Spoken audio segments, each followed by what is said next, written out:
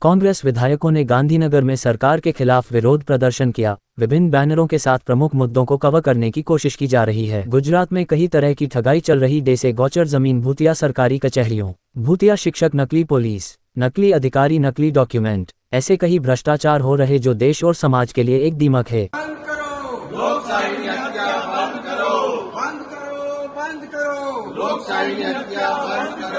विधानसभा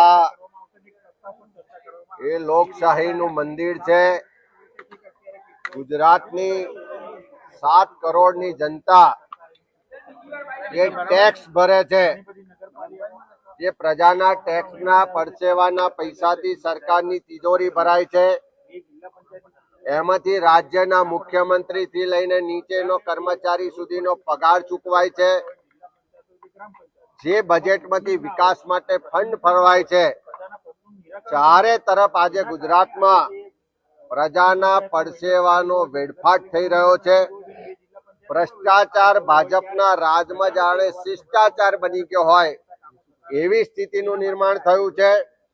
ચારે તરફ અધિકારીઓનું રાજ ચાલે છે અને જે પ્રજા આ સરકારના ભ્રષ્ટાચાર, ગુનાહિત બેદરકારીનો ભોગ બની રહી છે, એ રાજકોટનો અગ્નિકાંડનો બનાવ હોય, મોરબીની બ્રિજ દુર્ઘટના હોય, વડોદરાની હોળી દુર્ઘટના હોય કે તક્ષશિલા કાંડ કે બીજા બનાવો હોય, એની ચર્ચા, એના પીડિતોનું દર્દ વિધાનસભામાં રજૂ થવું જરૂરી છે। ગુજરાતમાં ચારે તરફ ભ્રષ્ટાચાર થતો હોય, ગેરવહીવટ હોય, તો એની ચર્ચા થવી જરૂરી છે। કેવડિયામાં આદિવાસી યુવાનોની હત્યા થતી હોય કે ગુજરાતમાં જ્યાં દૂધ નથી મળતું ત્યાં ઠેર ઠેર દારૂ મળી રહ્યો છે, ડ્રગ્સનો દિવસે ને દિવસે ગુજરાત તમામ રીતે હબ બની રહ્યું છે, એની ચર્ચા થવી જરૂરી છે। એ નકલી કચેરીઓ હોય, નકલી અધિકારીઓ હોય, નકલી હુકમો હોય, ભૂતિયા શિક્ષકો હોય કે તમામ જે કૌભાંડો ચાલી રહ્યા છે, એ જમીન કૌભાંડો, એ મુલસાણાનું જમીન કૌભાંડ હોય, કચ્છની ગૌચરની જમીનના કૌભાંડ હોય કે સુરતનું ડુમસનું જમીન કૌભાંડ હોય, આ જમીન કૌભાંડોમાં કોણ સંડોવાયેલા છે એની ચર્ચા થવી પણ જરૂરી છે। આવા પ્રજાના મોંઘવારી હોય, મંદી હોય, બેરોજગારી હોય, ભરતી પ્રક્રિયામાં જે કૌભાંડો ચાલે છે, જે પરીક્ષાના નામે યુવાનો સાથે મજાક, છેતરપિંડી થઈ રહી છે, આ તમામ મુદ્દાઓની ચર્ચા કરવા માટે કોંગ્રેસ પક્ષ દ્વારા પ્રજાના અવાજને બુલંદ કરવા માટે પ્રશ્નોત્તરી કરવામાં આવી હતી। 116ની નોટિસો આપવામાં આવી હતી।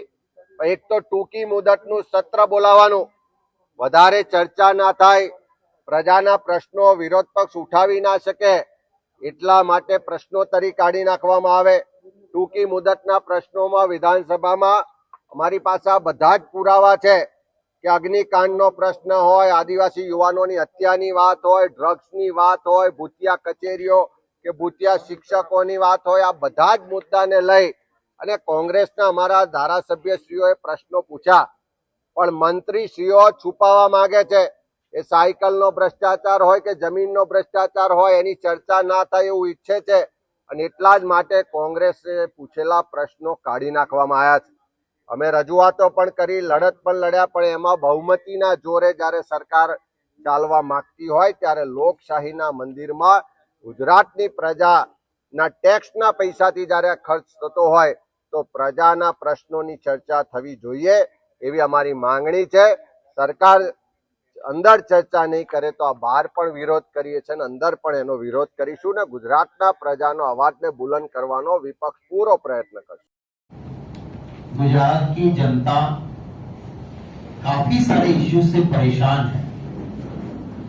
लोगों की मुश्किल में लोगों के बीच जाके कांग्रेस पार्टी के हमारे कार्यकर्ता और नेता जहां जहां जरूरत आन पड़ी है वहां गए हैं। बारिश काफी हुई, कुछ इलाकों में सरकार अनदेखी कर रही थी गुजरात की और सेंट्रल की। भाजपा की सरकार तक आवाज लोगों की पहुंची, इसलिए हमारे कार्यकर्ता और नेता चाहे घेड़ हो, जूनागढ़ हो, द्वारका हो, खंभालिया हो, सेंट्रल गुजरात हो या साउथ गुजरात में नवसारी, सोनगढ़ और व्यारा, वहां लोगों के बीच गए। काफी समस्या लोगों की है और जनता की आवाज बीजेपी की अहंकार वाली सरकार नहीं सुन रही है, तो लोगों के पास जाके उनकी समस्याओं को उठाने के लिए हमारी न्याय यात्रा और खासकर जो घटनाएं घटी, चाहे मोरबी हो, राजकोट हो, बड़ौदा हो या सूरत तक्षशिला हो, सरकार के भ्रष्टाचार के चलते, सरकार की नाकामयाबियों के चलते छोटे छोटे बच्चों ने और लोगों ने जान गंवाई। उनको न्याय के लिए और जन समस्या को उठाने के लिए 9 अगस्त से हमारी यात्रा की शुरुआत हमारे सेवा दल के राष्ट्रीय अध्यक्ष लालजी भाई देसाई की अगुवाई में हुई। हमारे वर्किंग प्रेसिडेंट जिग्नेश भाई, पाल भाई अमलिया और हमारे लोकल और स्टेट की लीडर्स यात्रा में लगे रहे। कल 22 तारीख को यात्रा अहमदाबाद में आएगी। दोपहर 3 बजे प्रदेश कांग्रेस कार्यालय से गांधी आश्रम तक यात्रा चलेगी।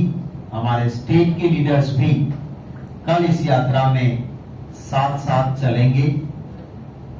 एक सबसे बड़ा घोटाला जो हिडनबर्ग ने दुनिया के सामने रखा है, अदानी की करप्शन की बातें, और जिसको ऐसी कंपनियों को कंट्रोल करना चाहिए, ऐसी सेबी के चेयरमैन खुद गुनहगार के कटघरे में है और फिर भी पद नहीं छोड़ रही है, तो उसको लेके भी कल हमारा एक कार्यक्रम इसके साथ साथ जरूर रहेगा। जन समस्याओं के लिए हमने जो भी लोगों की बातें आई है उनको कलेक्ट किया है, सरकार तक भी पहुंचाएंगे, हमारे विधायक विधानसभा में उठाएंगे और पार्लियामेंट के जो इश्यूज हो गए सेंट्रल गवर्नमेंट के उनको भी उठाएंगे। ये हमारा न्याय यात्रा का एक सफल दौरा रहा। मैं सभी कार्यकर्ताओं को, नेताओं को और खासकर मेरे प्यारे गुजरातियों का धन्यवाद करता हूं कि जहां जहां यात्रा गई बड़े प्यार से उनको समर्थन मिला है। Thank you.